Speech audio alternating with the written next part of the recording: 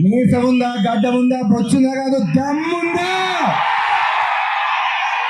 మొన్న నాకు సవాల్ విసిరాడు, అన్నాడు గంట టైం ఇస్తా మహేష్ రెడ్డికి, ఎలక్షన్లు ఓడిపోతే ఆయన రాజకీయాలు వదిలేస్తా అంట, నేను ఓడిపోతే నేను వదిలేయాలంట. చెప్పా, గంట ఎందుకు వచ్చి నీకు సమాధానం చెప్పడానికి 10 నిమిషాల్లో చెప్పా. మరి ఆయన ఛాలెంజ్ మనం ఒప్పుకున్నప్పుడు మన ఛాలెంజ్ ఆయన ఒప్పుకోవాలిగా. రిటర్న్ గిఫ్ట్ ఇవ్వాలా వద్దా?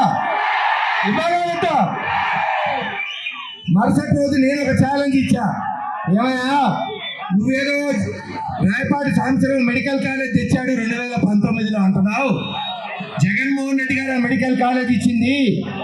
ఒకవేళ రాయపాటి సాంబశివరావు గారు ఆ కాలేజ్ తెచ్చుంటే నేను రాజకీయాలు వదిలేస్తా, కాకపోతే నువ్వు వదిలేస్తావా? నీకు గంట కాదు 24 గంటలు టైం ఇస్తున్నా. ఇప్పటికి 10 రోజులైంది, మాట లేదు.